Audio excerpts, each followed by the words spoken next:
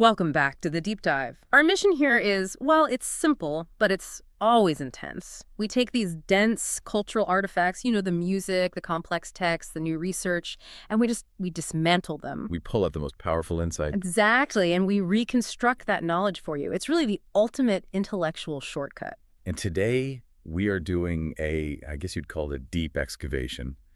We're going into a single song that is, it's an incredibly dense nexus of contemporary anxiety. It really is. We're looking at Dig It, which is the closing, explosive track from Bring Me the Horizon's 2024 album, Post-Human, NeX GEn. The song is short, but wow, it is a terrifying document of 21st century despair. Absolutely. And when we say a transdisciplinary analysis, we really, really mean it.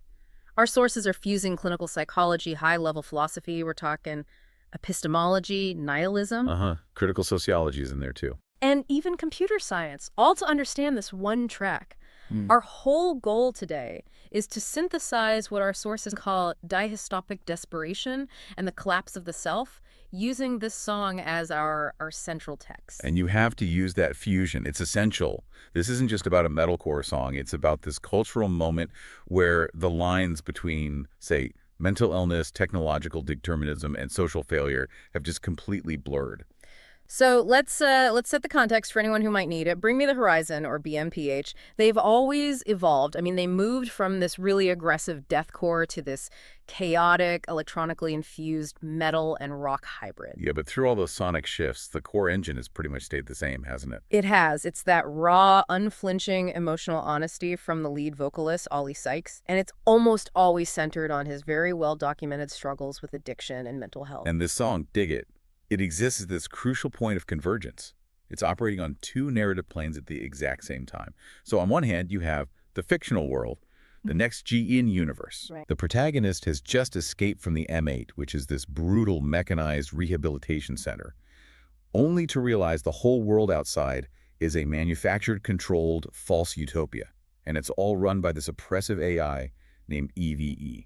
So that's the sci-fi allegory, right? The external, the political prison. But then you have that second layer, the intensely personal truth.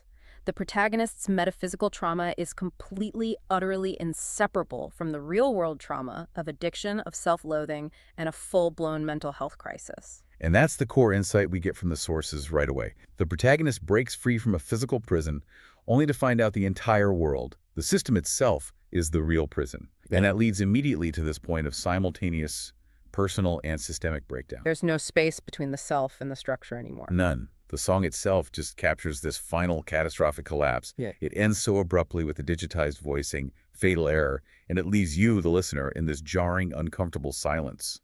That lack of catharsis is so deliberate. That abrupt silence is the signal, really. It tells us our dive is necessary because the protagonist didn't find resolution. They found annihilation.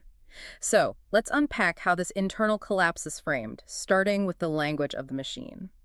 Okay, let's unpack this using that first lens, technology. What's so immediately striking about this entire track is that the trauma isn't just expressed emotionally, with screams or sadness. It's relentlessly processed through informatic language. It is. The mind is presented not as a soul or a spirit, but as a failing computer system. A machine. Yeah, and our sources argue that this is like the default language of internal distress in the 21st century. This explicit framing of the human mind as a compromised network machine, it reflects a huge societal shift away from, say, traditional psychological or even spiritual metaphors toward these mechanistic ones. And we hear these key phrases woven right into the lyrics and the sound design itself. Things like, please enter your cipher, or, I'm sorry, this directory is encrypted. And system overrides, and that ultimate desperate plea, boot me in safe mode. These aren't just cool-sounding flavor text, are they? They're defining the psychological state of the protagonist. Not at all. Let's break those IT metaphors down, maybe using the lens of computing and cybersecurity, because it gives you this profound insight into the mechanics of the breakdown. So take encrypted directory. Okay. In computing, if a directory is encrypted, the data is still there. It's not destroyed, but it's completely inaccessible. You can't run the programs inside it. You can't get to the truth. So in this metaphor, the narrator's mind, or maybe his core self-knowledge, is still protected.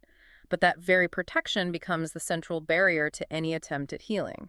He knows the trauma is in there, but the file that contains the solution, or maybe his core self, is locked away from him. It suggests the mind is actively defending itself from the truth. Even if that truth is what he needs to survive. Exactly. And this just accelerates so rapidly to the fatal error. This isn't just a simple computer crash, it's a critical system failure. It halts all processing functions. Wow. In technical terms, it requires an immediate, total shutdown. So if you apply that to mental health, it's a moment of absolute psychological incapacitation. The system has tried to access the encrypted file, it's failed, and the consequence is total system collapse. Which brings us to maybe the most visceral request in the whole song. Boot me in safe mode. I mean, if you've ever had a computer that just keeps blue screening, you know exactly what that means. Safe mode is the minimal diagnostic restart. It strips away everything non-essential. Yeah. All the extra drivers, all the complex software, all the things that might be causing the conflict. It is such a desperate plea for a stripped-down, manageable reality. The narrator is basically screaming, I cannot handle the full operating system. The complexity of my existence, my memories, my full-blown trauma, the weight of this fake world. Just give me the bare minimum. Yeah, give me a diagnostic environment so I can just try to identify the defective script and maybe survive. It's a beautiful but just devastatingly modern way to articulate suicidality or psychosis, a request for only the most basic functions. Now, if we connect these really stark metaphors to psychology, specifically cognitive psychology, our sources draw this powerful parallel between system failure and addiction. The line, found a way to hide and now I'm addicted, is the explicit anchor for this. So in this informatic framework, addiction isn't just like a bad habit or a moral failing. No, it's malware. It is a defective, self-replicating script that has seized control of the system. The addiction, it offers this temporary illusion of a hideout, an escape from the pain. But ironically, it's the very script that's driving the system towards that fatal error. Okay, so we have to expand on this idea of the defective script. If addiction is the malware, what are the specific defective programs that are running? They're the avoidance behaviors. Yeah. The script might be something like, when pain is detected, initiate shutdown, which is safe mode. Or, when confrontation is required, initiate evasion, which is the addiction itself. Exactly. The mind is trying to self-regulate, but the installed malware just redirects that attempt into this loop of self-destruction. Yeah. The system is, in a way, operating perfectly, but it's operating according to a malicious program. And this feeling of being internally programmed is just hammered home by that crushing line, the realization that we were programmed just to suffer. This takes us deep, deep into Jeffrey Young's concept of early maladaptive schemas. We should probably ground this term for everybody. Right. So think of early maladaptive schemas not as just surface-level negative thoughts. Think of them as the core operating system that gets installed in your childhood. There are these deeply rooted core beliefs. Like what? Like, I am fundamentally defective, or I am irrevocably a failure, or maybe the world is inherently dangerous and abusive. They're fundamental truths about yourself and the world. So these schemas are the code that's just constantly running in the background, dictating your emotional reactions and filtering how you see everything. Precisely. They feel like destiny, like unchangeable source code. So when the protagonist feels programmed just to suffer, he is articulating what it feels like to live under a fundamental, deeply entrenched schema. These schemas predate any conscious choice, and they make the idea of free will, or even the possibility of recovery, seem like a total impossibility. Because the program itself dictates the outcome. Yes, the pain isn't a temporary state, it's the default setting of the machine. The genius of this whole first section, then, is framing this internal breakdown through technology. It suggests the self is nothing more than a failing machine that desperately needs a restart, and that the failure is encoded into the very foundation of the self. So if that first section was the diagnosis of the internal system failure, our transition now moves to the external, the metaphysical failure. The protagonist's gaze shifts outward, and it leads to this devastating realization in the key phrase, "Shouldn't have looked behind the veil, my whole world's at war." And that transition is violent. The internal pain immediately finds its justification in the external world. This is where we have to apply the sociological critique, what our sources are calling applied dystopian sociology. Basically, a dystopian theory of knowledge. In philosophy and critical sociology, the veil is the classic metaphor for false consciousness, right? It's the comforting manufactured story, the dominant ideology that keeps the masses placid and functioning and compliant. It maintains the status quo. In the NeX GEn universe, the veil is that artificial utopia that's woven by the AI, EVE. And so the act of looking behind the veil is achieving critical consciousness. It's that terrifying moment of illumination when you realize the reality you rely on, the institutions you trust, the memories you hold, they are all fundamentally a manufactured lie designed to manage or oppress you. Historically, that moment of awakening is supposed to be liberating. It's where the revolutionary impulse is born. But the song frames it as profoundly, deeply traumatic. So why isn't the truth freeing? Why does the awakening start a war? And that brings us to the cognitive psychology of perception. It does. It's because of extreme cognitive dissonance. The protagonist's old identity, which was built on what he thought was real, is now instantly and violently incompatible with the new, horrifying, but accurate truth. You just cannot integrate the truth that your life has been a lie without shattering the self that lived that life. The war it's happening on three fronts then. It's the internal war between his broken perception and this new knowledge. It's the external war against the now visible oppressive system. And maybe most importantly, it's the war against his own manufactured memories. The knowledge hasn't liberated him at all. It has made him a target and a soldier at the exact same time. To really get into this, we have to go deeper into what our sources call the phenomenology of epistemic trauma. It's the study of lived experience combined with trauma psychiatry. And epistemic trauma is a specific kind of trauma. It's an event that doesn't just damage your psyche. It completely destroys the fundamental basis for knowing what is real. It's the core question, right? How can you move forward if you can't trust any of your input? If the world is a lie, then your entire database of lived experience, every memory, every emotional connection, the authenticity of every object, it's all immediately suspect. Let's ground this with a modern analogy. Think about the rise of deepfakes and this overwhelming tidal wave of misinformation we live in. When you can no longer distinguish an authentic image or a voice or an event from a sophisticated fabrication. Your faith in the medium of communication itself, the foundation of reality, is destroyed. Exactly, and the protagonist's entire life is one massive, successful deepfake. That's a powerful way to put it. The world at war is really the state of his experiential field. Every piece of his reality is fighting for dominance or authenticity or just deletion. And clinically, this would manifest as symptoms like desrealization and depersonalization. That feeling that the external world or your own self feels unreal or detached. But here is the crucial philosophical twist that the sources point out.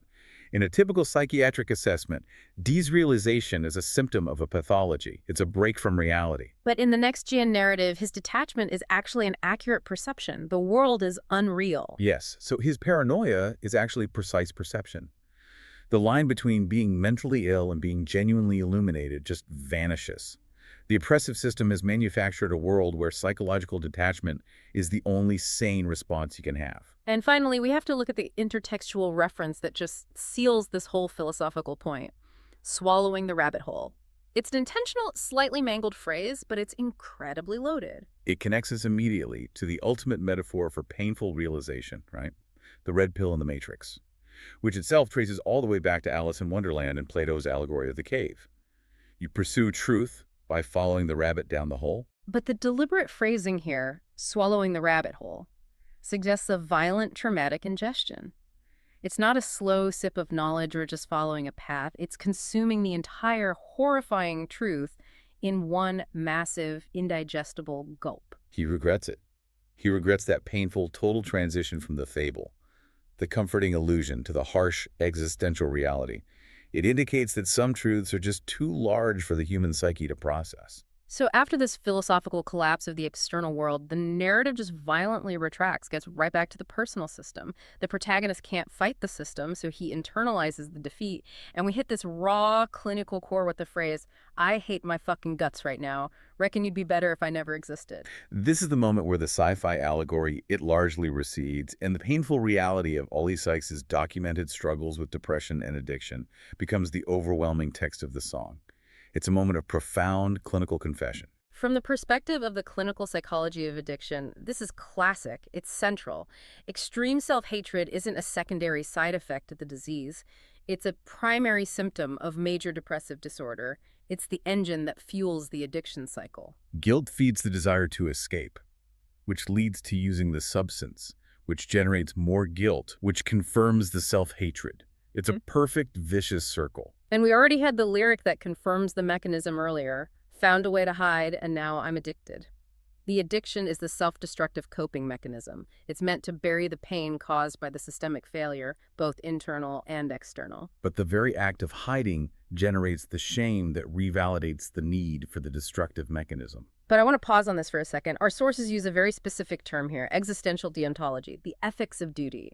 Why is this self-hatred elevated to a moral calculation? Isn't this level of self-loathing just a common feature of severe depression? That's an excellent point. It really transcends simple emotion because the statement, reckon you'd be better, shifts the focus from his internal feeling to his external impact. This isn't just self-pity. It's a devastating self-judgment based on ethics and social contribution. So he sees himself as a profound negative social externality, a burden. A burden, exactly. The protagonist concludes that his continued existence is causing tangible harm to the people he cares about. He believes he has failed in his fundamental duty to avoid being a source of pain for his loved ones. And that leads to a moral calculation. His non-existence would produce a net good for the world.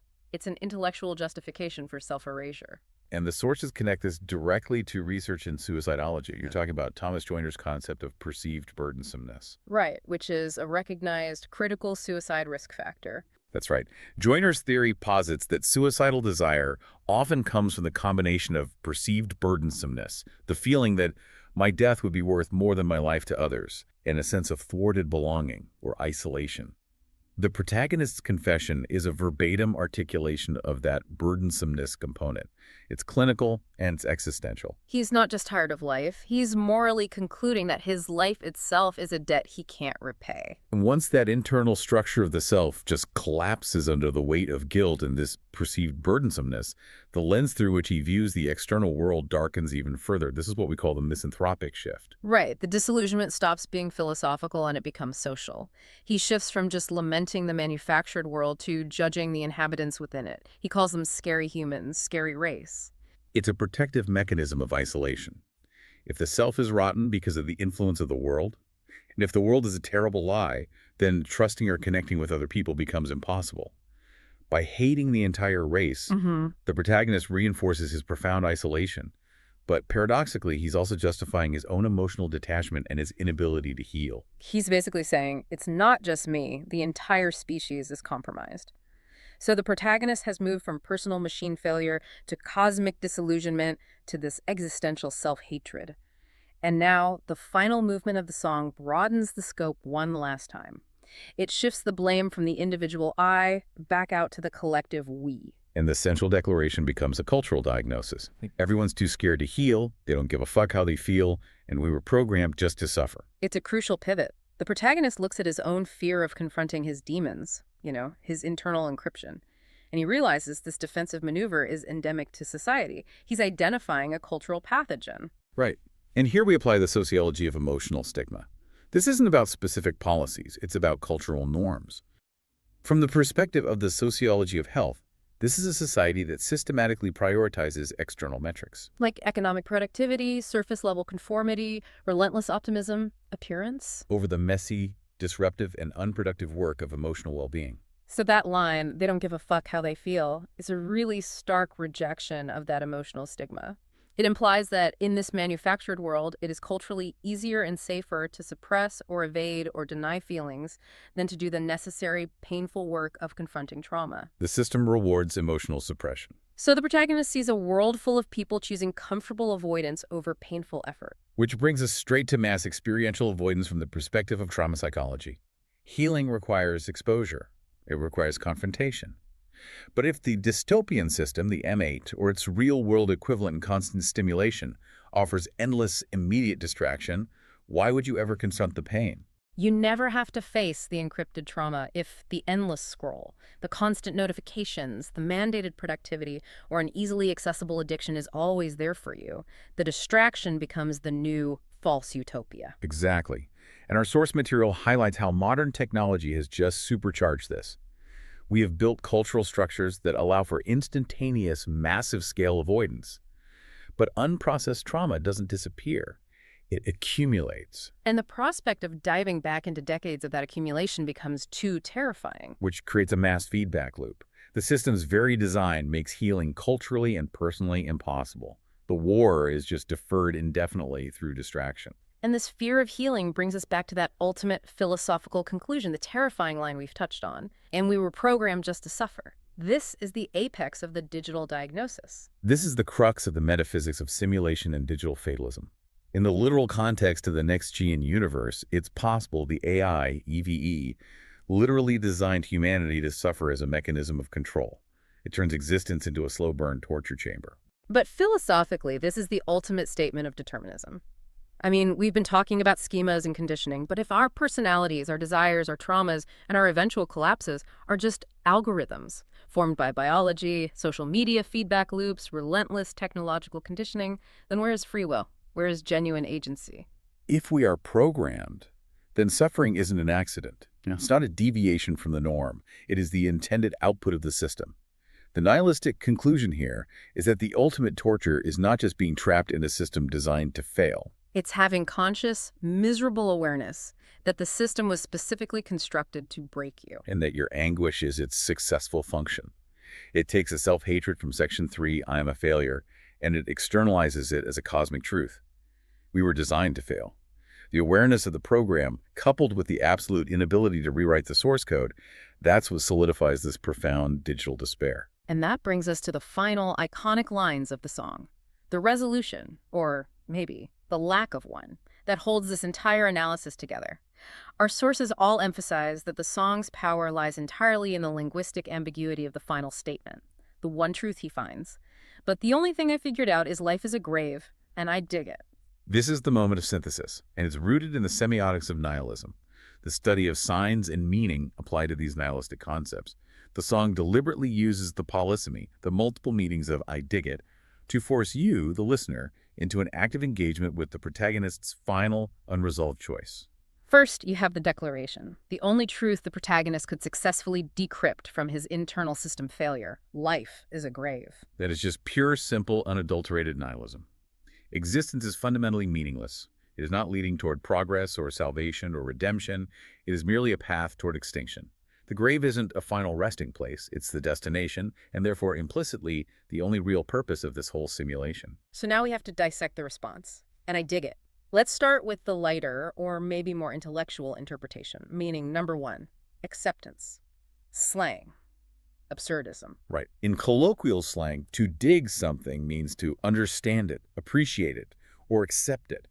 And this aligns so powerfully with Camusian absurdism. Yeah. Albert Camus, the philosopher, he argued that the human condition is this fundamental, irreparable conflict between our innate desire for meaning and the universe's cold, absolute silence. And his solution wasn't self-destruction, and it wasn't returning to those comforting fables. No, not at all. Camus' solution was rebellion. Yeah. You have to recognize life's absurdity, that it is a grave, and then you embrace that truth with defiance, with disdain, with intellectual clarity. In this reading, the protagonist finds a cold peace. He's saying, I realize the horrible truth life is a grave, and I understand it, and I accept it as the final immutable reality. It's an intellectual victory over the trauma of the realization. But then you immediately have to pivot to the far darker, more active interpretation, meaning number two, agency, the literal meaning, self-destruction. Here, dig is used literally, to excavate, to shovel.